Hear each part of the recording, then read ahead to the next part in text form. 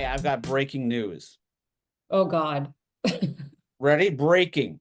What? It is 12:04 Central Time, Uh-huh. and I am at 159 steps. Stop, Jason. How's that? You 159 steps, what supposedly halfway through the day. Any you advice? put your phone on your dog and just let it let it jog around. That Dorothy, so you slug got out of will bed. travel. Right. Yeah, I got out of bed, Dorothy. That's like I got out of bed. I can see my bed from my office. Like, yes, that is exactly right. Uh, Kathy, I do have a walking desk that I need to install. So if I'm going to keep doing this, yeah, they're not long steps, unfortunately. But anyway, all good. Happy Friday, everyone. April 25th. So glad you're here. And for those of you joining us live, great. For those of you listening to the pod, um, great to have you listening as always. I always like to start out with the same thing. How are you? Most important question you could ask in life. Green, yellow, red. I did a webinar earlier this week. Out of 1,000 people, Jess, out of 1,000 people, man, 727 were green. I was gonna say 70%. Isn't that interesting? 727 out of 1,000 were green. So, yeah, I That's like that. not bad. Is it 70, 20, 10? No, it's not 10, 70, 20, 10. It's more like probably 70, 27, 3, right? Yeah. Uh, if you think green, yellow, red. Bob, liar. Bob, Come on, why Bob. do you say liars? Yeah. Green. Look, we got some greens. We got some greens. No one's gonna say red. Probably. I hope. Well, if you are red, please say red. But Seems yeah, low. it does seem high. But It seems optimistic, Bob. yeah, I I mean, like optimistic. yeah, exactly. Jess, how are you? I'm green. Back to green, Jason. You know, I am green as well, except I'm out of coffee. Uh-oh. So I'm out of coffee, and my last call ended 1 minute before this call. So I didn't use the restroom either. I'm sure there's a correlation between the two. So if Uh, we end early, it's because yeah, Jason gotta go. yeah, Literally. yeah, yeah, gotta go, literally. Jess and I, oh, by the way, yes, that would be another 15 steps. Actually, you want me to go do it right now and see how many steps it is, Jess, and then I'll come right back? Yeah. Why Okay. did Zoom just Go pass? ahead. You just take over. I'll be right back and see how many steps I take. Okay. Okay, this is the weirdest thing ever. Is this a Zoom update, you guys? Literally on a pop-up on my screen just now, confirm your speaking language. It sounds like you might have switched to a different language. Please update it so we can provide better quality subscriptions. I'm gonna stick with English. You saw that the other day? Okay. Yes, I'm speaking Minnesotan now, Bob. Now, all of a sudden, I'm going to speak Minnesotan versus Midwestern, which was my previous dialect. Jason's accent, maybe. JC, I'm sorry you hurt your back a bit at last night's soccer match. How did I not know you play soccer every Thursday night, apparently? Epsom salts. Yes, Jessica, I love 4 nights a week. JC, good Lord, I'm learning this for the first time. I love a good Epsom salt soak as well. It's great for muscle recovery and detox. How many steps do we think Jason has taken so far?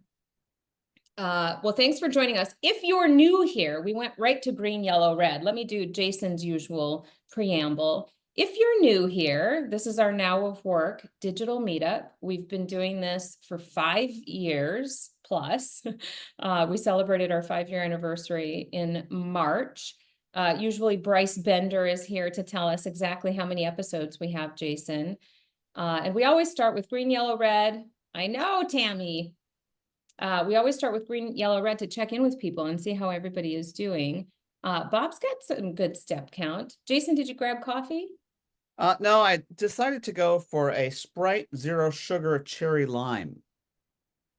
Oh, nice. Thoughts? And my step count is now 218. So, Bob, I'm catching up to you, buddy. Catching up. Yeah. Hey, so Jess, I'm green also, except I Good. have to tell you that I think I'm blue Okay. because I'm still frickin' freezing from that event we were at last night. Yeah. That Jess and I had the opportunity to take part in the event with some great partners at Eightfold. And we got to go to the Twins game, Minnesota Twins against the Chicago White Sox. For any of you who know baseball, those are not marquee teams. They're not off to a great start, either of And them. and it was 43 degrees and raining. Yeah, Uh, they rain delay. so it was was it colder than the polar plunge last night? It was chilly. And Jess, by the time I walked, I'm so glad you didn't walk with me, because by the time I walked to get you saw how hard it was raining when we left. By the time I Yes. walked around the whole stadium to get my backpack to get to my car, all of my clothes were like it was polar plunge worthy. Like I felt the same wet, same wet factor. But it was a fun event. We did a little pre-event, a little preamble before the game started, talking about the future of talent and work and skills and AI and all of that. So it was a fun conversation, and I will take any excuse, rain or shine, to go to a baseball game on a Thursday afternoon. And I have 3 LinkedIn things to respond to based on the way that I opened that conversation. Oh Yes. yeah, you want to try the same mic drop moment with this group? Yeah, the I don't question remember what the was, question was. Like yeah, the well, here's the question. Here's the question. Well, we're off. We're really off track. We'll get back to the one big thing in a second. I'm glad we don't have a guest in waiting today, and it's just going to be you and I. But yeah. so the question was, you're traveling all over the world, you and Jess, and had a chance to be with Rebecca Warren as well from Eightfold. You're traveling all over the world talking to CHROs and CEOs. As I mentioned, I was going to a CEO event next week, and one of the things that they said is, what percentage do you think HR is doing to meet the needs of the business today in the eyes of the CEO? Yeah. Something to that regard. I didn't really do the question justice there, but something to Yeah. that regard. And I Oh, said, I basically said, probably in most CEO eyes, 0. And everyone was dead silent. mm-hmm. Uh, and my response, or what someone said, well, what do you do about that? And I said, the best thing you could do is to never say HR again, and to say that the HR function is gone. Now, that doesn't mean the people are gone. That doesn't mean what we do is gone. But what it means is that all of the people in the world that think HR can't be strategic because they never have been, for whatever reason, they think HR can't show up with business insight. Why? Because they never have been. So guess what? I'm not going to ask HR. I'm just going to do it myself, et cetera, et cetera, et cetera. We have to fricking push reset on that. Yeah. And the only way we're going to be able to meet the needs of the CEO is if we actually can prove that we can, which means that the business has to be able to talk to us about what they actually need and trust that we're going to deliver.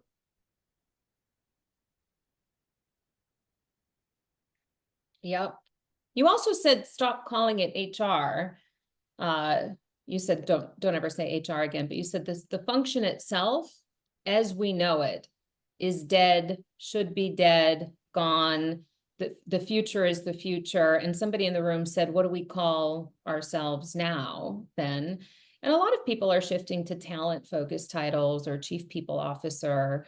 I get all of that, but the point is you're not managing resources and capital and transactional compliance systems and processes and handbooks anymore. You own strategy and planning of the workforce and talent planning, and everything should be AI first. That's the future. And so it's making the point, like, It yes, you is. already have human in your title, as you should, but it's so much more than that when we measure impact. And if we say that agentic AI is going to take away the transactional work, Yep. we can do the strategic work, then we better get in that mode and stop doing the transactional work. I know it's not quite there yet, but Mm-hmm. our mindset better be there to say we're not going to we're not going to talk about HR the way we talk about it in the past. And John, I love you, as you know, but I don't agree. It does not matter what we're called. It matters what we're called because it comes with a stigma. Mm-hmm. And the stigma is that HR people are back office, they're an expense, and they don't add value. Okay, so either I can do change management and changefulness all day long to change it, or I change the name, as we are a business people driven function. Now, whose fault is that, Dorothy? Wow. Oh my God. This is going to get me going. Change the name will not do it. You have to act different, John. I completely agree. But you're showing up with a stigma. So act different and change at the same time. And whose fault is it? Is it's a combination of the business's fault, not giving us a chance in HR, but mostly it's our fault by not showing up and speaking business terms and speaking HR terms. Mm. And our metrics that we measure are time to fill, cost per hire, how many recs did I close, how many tickets did I close, instead of what did I do for the employee experience.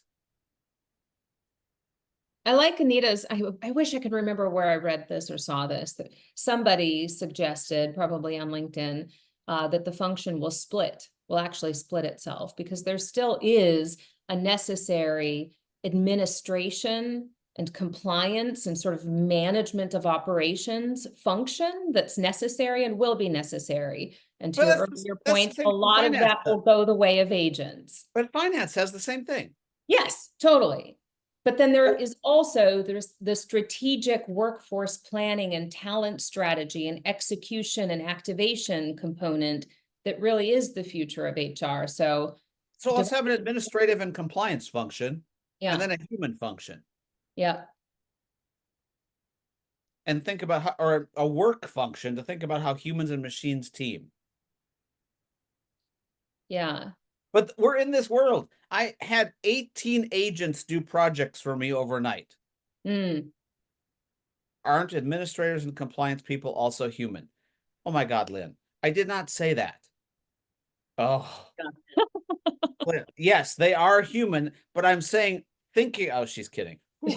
I'm thinking about how do we manage resources?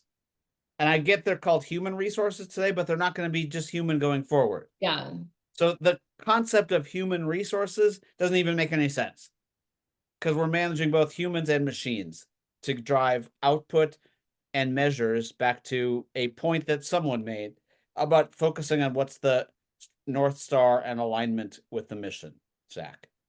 Jess Chung, if you're reading the chat, what do you think about Frank's comment? I would argue with you, Frank. Payroll is important.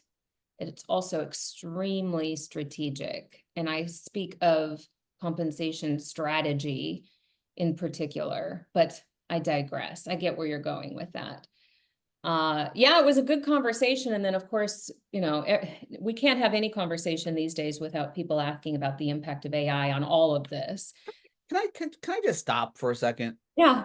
You just kind of helped this problem. What? Like, payroll is important, but it's not strategic. If we're going to argue over terms, we're never going to get anywhere. I know exactly what you said, and I know exactly what Frank said. Okay, but payroll itself, the actual process of getting payroll done, is not strategic. Oh, look at John Waldron. Payroll does not equal compensation. Okay. Compensation is a very strategic function that drives incentive, that drives behavior. Yes. Running payroll. Yes, payroll is an output. Yes. Of all of that.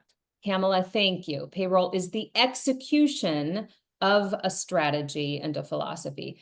Thank you. That is more accurate to what I was trying to convey. But strategic, it's compliance oriented. Strategic. What we're doing is we're arguing at the family table. Yes, we're all family here. We're all family. We're important. We're strategic. We're not strategic. We're strategic. We're one. Yeah. And that's what's so important, I think, for us to think about. Yeah. Is we're one.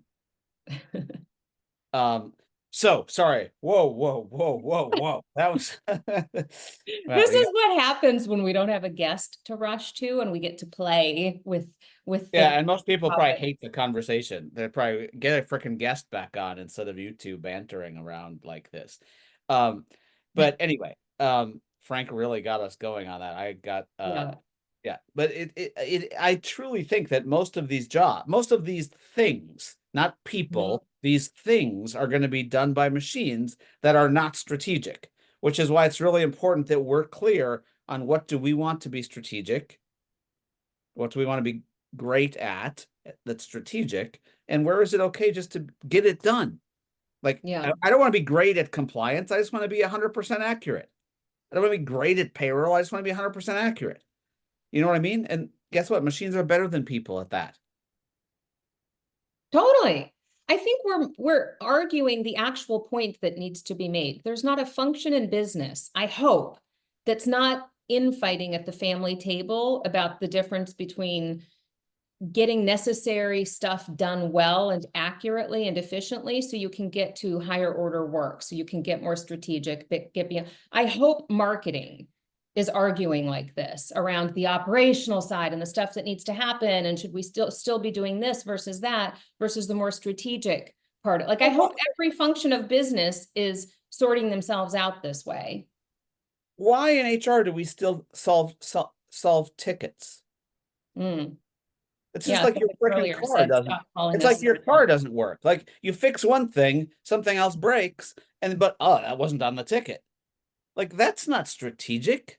That's as transactionally nutty as you can get. Like, let's close the ticket. Let's close a ticket. Let's close a ticket. Let's close Yeah. a rec. Let's close a rec. Let's close a rec. It's transactional quantity instead of quality towards that outcome, as we talked about earlier. Yeah, and it's shared services, but is it even shared services? Like, should it be HR shared services? Just think about those words, even, Susan. HR, blah, shared, blah, and services, blah.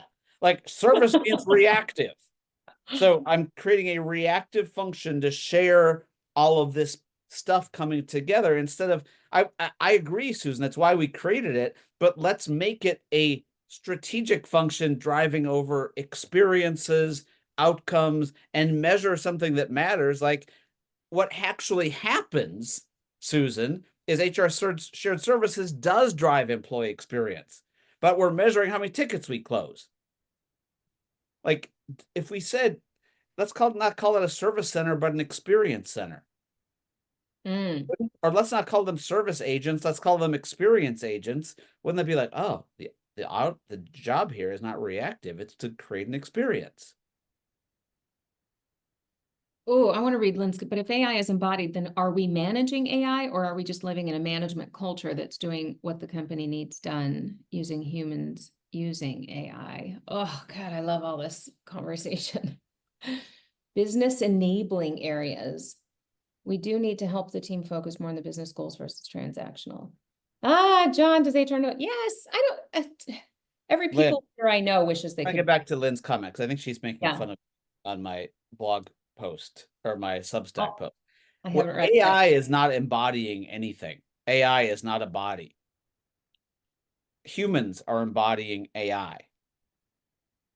Okay. And when we think about that, we're not managing AI, we're leveraging AI to do things better, more efficient, more effective, and to drive stated outcomes. Hmm. Okay. So I just want to make sure that we're clear on that AI isn't breaking it. Okay. Yeah. But what I'm concerned about is that we're still measuring adoption of AI instead of embodiment of AI, which is how many times people are using going into ChatGPT instead of really, am I changing how I work? Like I mean, just really quickly, I used to spend 15 minutes trying to figure out whose frickin', sorry, birthday it is on April 25th to figure out what song to play. Now what I do is I go in and I actually go into ChatGPT and I say, I need a kickoff song that's something related to today's birthday, like a singer's birthday or something. Got it. It's Ella Fitzgerald's birthday. And by the way, here are 3 songs. I should look at Take a Chance on Me, A Little Respect, and Summertime. All Now, good stuff. think about before ChatGPT, I went and did 15 Google searches. First, whose birthday is it? Then, what songs did that person sing? Then, take me to YouTube and search there. Where here I did it in one place. It saved me literally 15 minutes. Okay, that's me embodying AI to do my job better as your DJ. That's my DJ. I love that. So anyway, we got way off topic. The next I thing want we to do one big thing before we forget too, yeah, by the way. that's where I was going. Good. So go ahead, do it. I'm gonna shut up. I already got a one big thing and he's in here. Zach, do you want to come on with us? Well, hold on a second. While you're figuring that stuff out. Um, one big thing is the next thing we do. And the goal here is to think about one big thing you do or did this week that was innovative, different, really, really focused on driving something that you didn't think you were able to do in the past. You opened up a relationship with a family member. You stood up to a lawyer. You went to a Twins game and got soaked. Whatever it was, one big thing you did this week that you can share. So I'd love for you to put it in the chat. And while we bring on our surprise guest, Jess, do you have one big thing? I had a lot of big things this week. I've never had a week in my life, and I'm not even exaggerating. I've never had a week in my life where I got so many side messages from people. Been on a little bit of a journey with some of you because I opened my mouth. It didn't used to feel so blasphemous to open my mouth. It's just a really interesting time to to stand for something. And I had a lot of people reach out. So I want to say thank you. Because when you reach out and say, I heard you, I see you, this resonates with me, this is how I feel, you're being as vulnerable as I am. So thank you for all of the messages. Thank you for the support. My biggest takeaway from what I've been experiencing for the last week is how much people need to be seen, how much people don't feel seen and heard. I think there's real confusion. I think people are scared. I think people are overwhelmed. And so, and I do this too. When I see something that feels like clarity, something that feels like empathy, something that expresses what I'm feeling and just haven't been able to put voice to, I gravitate toward that too. And if I've been that for any of you, we're all in this together. So my one big thing is a million little things. So that's me. How about you, Jason? So mine's kind of mine's admitting something that I feel really stupid on. And it's gonna be pretty stupid compared to yours, actually. So I'm kind of like, don't even want to do it. But so um so I had a long chat with my son last night, 17, Alex, because his baseball game got rained out. Hmm. And what I said was, Alex, have you thought more about the summer? Because he's going through a number of different things with baseball, but at the same time, he really wants to work. And what I completely forgot, and it's embarrassing as hell, is he has no idea how to get to that point. Mm. Like, he's like, so do I need LinkedIn? I was like, interesting. He's like, how about like a resume? I was like, interesting. He's like, how would I even think about finding a job? Mm. I was like, oh my God. Like, I completely missed the basics. And it just made me like reflect on the fact that we just assume that people know things, and you just assume that kids find their way. But it's not always the truth. You have to like I talk all the time about putting myself in other people's shoes, and I wasn't putting myself in his shoes, which Mm, I'm a 17-year-old kid who's been focused on sports his whole life, never thought about working ever, now wants to work. What do I do? mm. So it was really eye-opening to me, and it makes me take a step back. Uh, and John, oh, John, wait till you see what I'm working on with Jess. But anyway, we'll save that. But it just makes you take a step back and say, this, what's being taught in schools, this could go on for a long time, but what's being taught in schools, whether it be high school or secondary education, or excuse me, up higher education, is helping people learn how to learn, but it's not necessarily helping them learn how to be. Mm. And I think that that was the biggest eye-opening moment for me in a long time. Yeah. And some people know I'm working on some stuff on this, in my spare time to really help this problem, because I think that both, and I said this yesterday, Jess, and that's the other thing that people pinged me on LinkedIn about. I said there's three institutions that are failing humans right now. Just three? Well, three big categories. Can I A, guess? A, companies, B, Mm-hmm. government, and three, educational institutions. I missed healthcare, but yes. Yes, those are three to me. And I really, really, really, really, really think we have to do something about it, or there's going to be a massive, bigger than there already is, mental health struggle. And as big companies like ours aren't hiring 22-year-olds anymore, like, I Mm-hmm. don't know what the frick these people are going to do. Mm-hmm. Like, going to school for 4 years in the higher education system isn't going to help them learn what to do, when what they're being taught by the tenured professors who've been there for 20 years is stuff that's dated. Yeah. It's dated, and even if they were teaching for today, you need to be teaching for tomorrow. Like it, And by the way, I shouldn't have said that. That was a generalization. There are tenured professors I do work with that keep up and yeah. try to help. So that was not a fair statement I just made. But in general, like learning Aristotle and memorizing sections of it is probably not going to help me figure out what I want to be if I have Mm, no idea. And if I do know what I want to be, maybe I should think about a different way to educate. I'm going to argue that a little bit. Please. I hope to everything that is holy, we don't stop learning literature, art, philosophy, the act of creation and creativity, not just the tools that do it for us. There has to be a balance.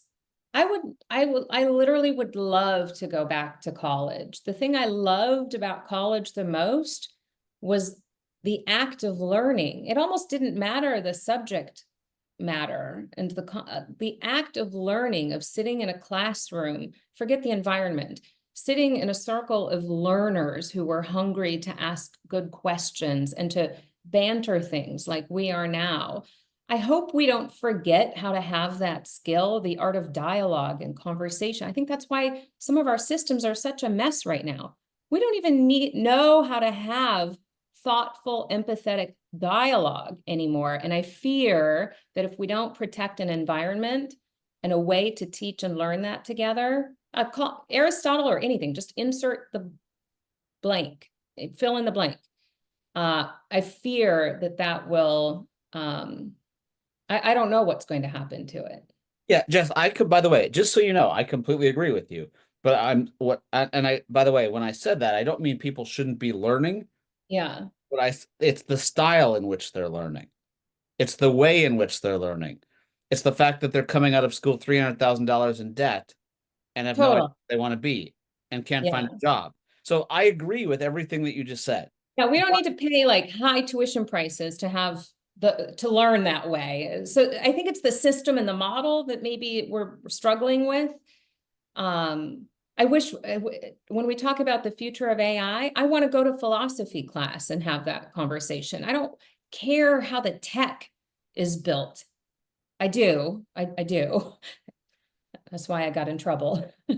I want to go to philosophy class and talk about what should we do with a tool like this? Like we sort of skipped that conversation. This. And Kathy, yes, life skills should be taught in high school. And I do think what I don't want to do is I don't want to teach people how to memorize stuff. And I still see tests being written towards memorization and assessing people. I want to assess people to learn if they know how to debate, if they know how to dialogue, and things like that, as proof of learning, not as did you memorize Aristotle. You can maybe we can continue this argument. Yeah. But the question is, do I still need to do that in a world where I have an encyclopedia in front of me? I just think it's fascinating. Mm-hmm. The other thing, Steve, Steve's calling out one of my Substack posts, which that I talked about last weekend, which Yeah. is, and I said this on a webinar, so I'll say it again. Thank you, Steve. Is that I do about 60% of my work now voice, or I never touch the keyboard. And I do it this way on purpose. Okay? Because it's fascinating if you try this about a human on average speaks or can think 300 to 400 words a minute, if not more. A human can type somewhere between 30 and 60. And on average, those people lose the 400, when it goes from 400 to 60, they don't narrow it down, A, and B, what ends up happening is they lose most of the creative part of it. All they do is get out what's there. Now, this is not a general statement again. Some people are going to say, oh, that's not for me. But if you think about it, what I've noticed is when I use voice, I get so much more creative. When you read people, there's a bunch of people that have been sending me stuff like, I love your Substacks lately. I think they do it because they love my voice. I mean, they don't love my weird Minnesota voice, but they love the fact that I'm finally able to get out what I've been trying to get out that I can't do by typing. And for me, that has changed my life. It's a great ghostwriter when it's used properly and well, giving voice to voice, honestly. Now, the funny thing is it's going to completely upend our work environments because on this computer where I've got my voice, I was on a call earlier this week where I went like this.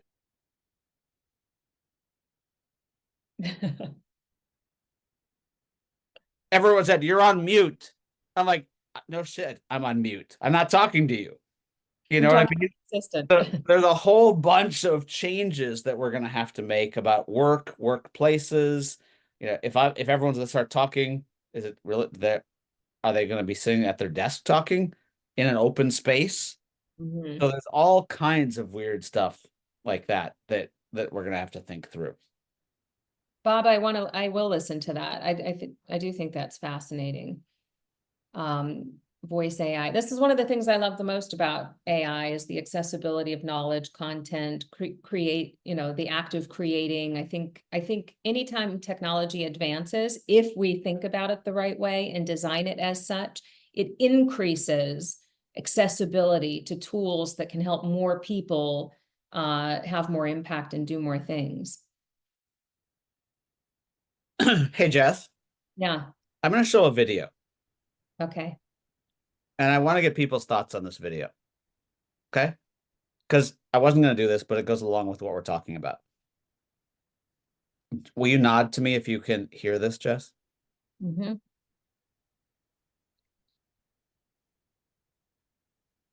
Thank you. Thank you. Thank you. Thank you. So, how old did you say you were? I'm 30 years old. Your profile says you worked at Bananazon? Yeah, I've been there for the past 8 years doing like senior software engineering, so like coding. Really? Look, I I know I look a little young for my age, but I promise you, I'm 30 years old. Okay, well, maybe you are just way older than you look. I saw on your profile that you're like into art. Yeah, I've been really into illustrations by Nara lately. I didn't expect you to be an art guy. Oh man. Here's your glass of rosé. And Thank you. sorry, we couldn't verify your ID. Oh, so here's a grape juice for you. Oh, wait, I'm pretty sure there's a mistake. I think you're way too young for me, so I'm gonna have to go. Wait.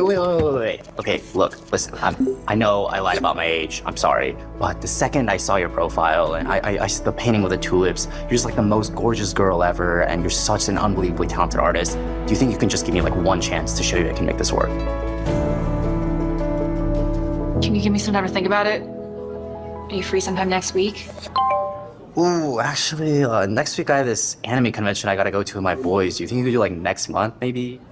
Oh my god.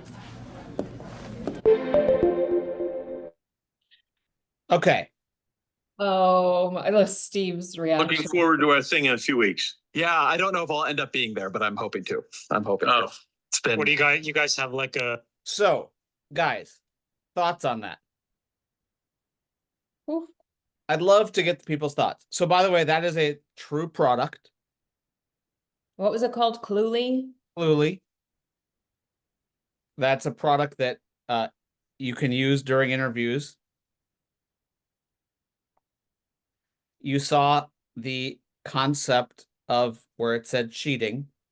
They're using the word cheating on purpose because once everyone's using it, they're saying it's no longer going to be cheating.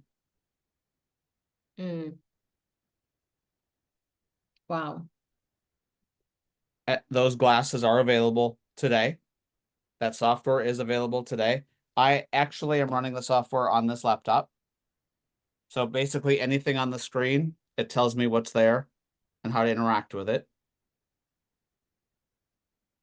And I have a friend that's making contact lenses that it integrates with. So now not only will you take off glasses, but that will be there.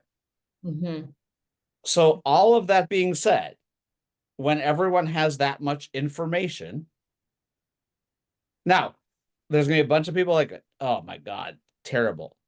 Now, could you use it positively? Lori. Wow. Yeah, well, that's the big question. That's the big question. What if it goes wrong? What if it goes right? Yep. Exactly. So it's just, I just want you guys to see that technology, there's at least 40 of those that will be available, 40 of those pieces of technology that will be available in the marketplace by the end of July. Oh my God. Nicole, you said it. It could be used positively, and I don't trust the standard average human to do so.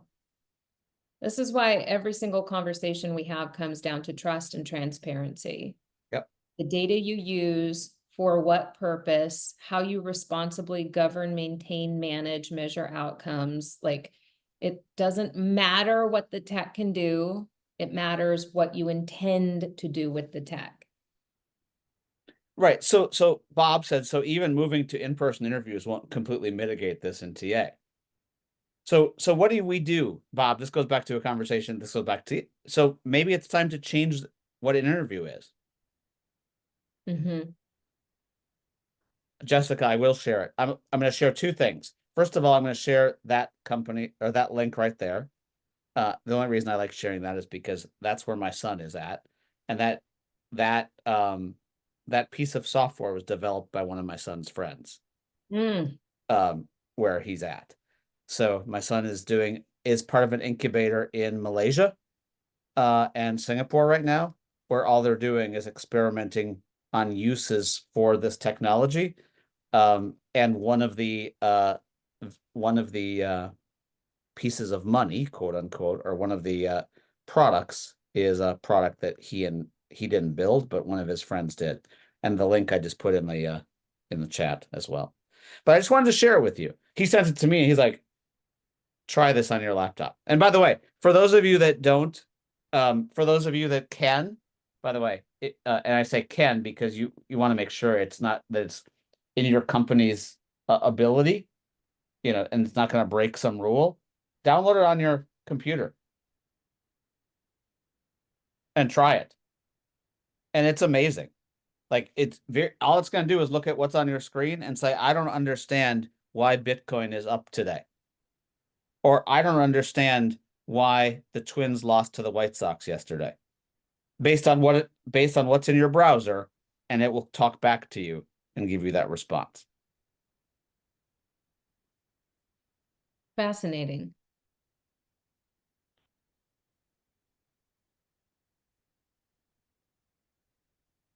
Do you So like it so far? I'm sorry? Do you like it and what you've been doing with it so far? Steve, I'm not going to even say. Someone put in the chat, "Stay off Pornhub." I'm not going to even talk about that. But yeah, I do. I like it because it's helped me in 3 situations. The first situation was I was looking at a website of a company that wouldn't translate to me out of French, and I said to it, "Could you please tell me what this company does in English?" And it told me quickly. The second thing is I was looking at trying to trade in my car, and I was using Carvana and WeBuyYourCar.com, and I actually said, based on tariffs, will the prices go up or down? And it gave me a great response by just looking at my screen. Yep. Okay, so it's really, really interesting. Now, Nicole, once again, I'm not fine with it telling me what to say. Now, Nicole, if I could just play with you for a second, when you get a report out of your core HR system, it doesn't tell you what to say. Or when you get something out of ChatGPT, it's not telling you what to say. It's making a recommendation. Your human machine teaming comes into play. You still have to, it's not saying it for you, Nicole. You still have to figure out what you say. But is it helping you? Is it making you smarter? Is it, in this particular case, the way I use it, it's helping me make a lot better decisions.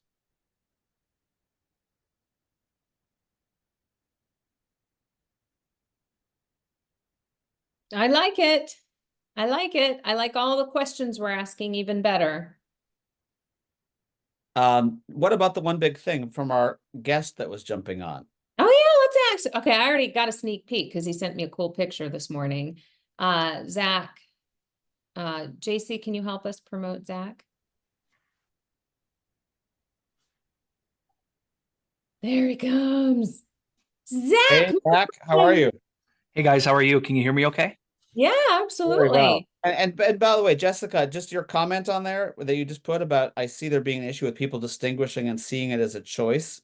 Like, yes, I mean, all of this is why when we talk about transformation, we talk about mindset, skill set, and tool set. Like, I just showed you a tool. I didn't talk to you about mindset and skill set. Like, there still has to be a human to figure out what to do with this. But yes, could it go wrong? Totally. But could a lot of stuff we do today go wrong? Totally. Zach, fancy microphone guy, how are you? I'm doing well. Jess, did you tell Jason and others what happened flying to spring break for you? I did. So if anybody was on the meetup a couple of weeks ago, I mentioned the fact that on my flight to Hawaii for the girls' spring break, I stood up and went to take a picture of 2 of my kids sitting together. And like an hour later into the flight, I feel a tap on my shoulder. Zach, like, what are the odds? You were we've never met in person before. You're not only on the airplane, you see me standing up and taking a picture of my kids, and you came to find me and say hello. And you were going to Hawaii too. Like, the odds of all of this are insane. How was your conference? It was really good. We made a lot of progress. Rough life you guys live, by the way, going to Hawaii. Really rough life. Really rough life you guys live. Jason, not all of us can live as rough a life as you and all the cool places you go. So, Right. high pot, I'm kettle. Burn is right. Yes, exactly. Yeah, burn.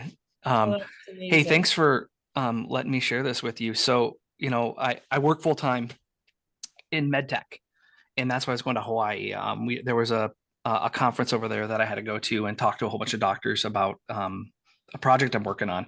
But I also have a side passion project that I have. It's a coffee company. It's Pillars of Valor. This is the logo of it. And the whole premise of this program of Pillars of Valor is to create an intersection of the community around bringing veterans, first responders, and the community together through coffee. It's a pretty simple mission, something I'm extremely passionate about, and I've had some pretty big slam dunk success over the last few weeks. And Yes. today, I got a picture. I don't know if you can like send it to JC to share or Yeah. but so 10 years ago, no, actually today's 2015. So 15 years ago, I got sent to NASCAR when I worked at Best Buy. And Oh, um what Jess is showing is I got See my the company I'll logo send it to Tracy. on my first ever NASCAR today. And it's a really big deal, and it all started 15 years ago when I came home from Iraq. Best Buy sent me to a NASCAR race, and I got to spend it with Richard Petty. Wow. And this is actually Richard Petty's grandson Yep. and Thad Moffitt. And so it's Thad Moffitt.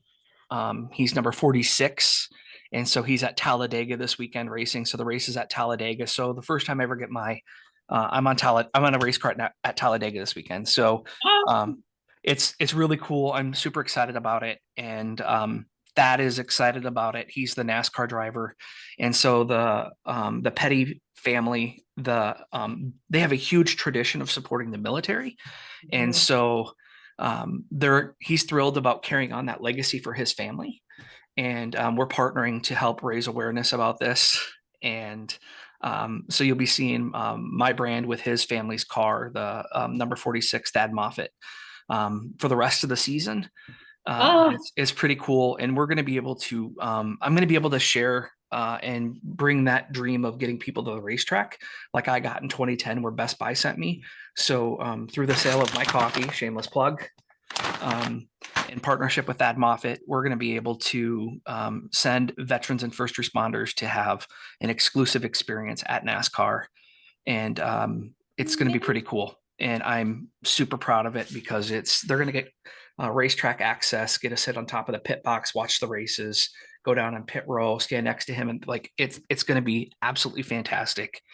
And oh yeah, there it is. See right there. Oh, that is so awesome. Yeah. Wow. And I got some other really big announcements coming. Like, so last week I announced I had a partnership come out with one of the top military influencers, a guy who's a Green Beret still. His name is Nick Lavery. He's a Green Beret, and he's a influential speaker, and he's partnering with the Boston Celtics currently right now as a motivational speaker. So he was with them last year when they won the championship. He's part of my team with Pillars of Valor. And I have a Minnesota football star that I'm going to be announcing, one of their current offensive team players that starts for them. That will be, I'll be announcing very soon. We're finalizing the video announcement right now. Oh, so where do people follow all of these updates in your Talk about one big thing. Yeah. It's Pillars of Valor on Instagram and where else? Instagram, Facebook, LinkedIn. And it's pretty exciting. So I won't tell you that TJ Hawkinson will be sharing information on this and other people. So it's pretty exciting. Go check out Thad Moffitt, follow him, click like, support.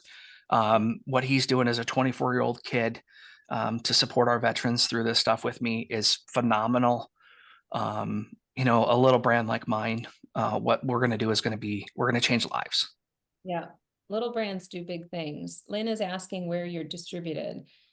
So also picking up distribution like crazy. Yeah, so I'm in Shields on Shields.com. I'm on Walmart.com. I'm working to try to get into Target. I'm working, I'm going to be submitting to Lunds & Byerly's here in the next week or two for consideration. I'm in Macathoons in the West Metro, and I'm in Hy-Vee. I'm in some Hy-Vees and on Hy-Vee.com. Amazing. Yeah. Congrats, my friend. It's been Yeah. an honor and so fun to watch you take off.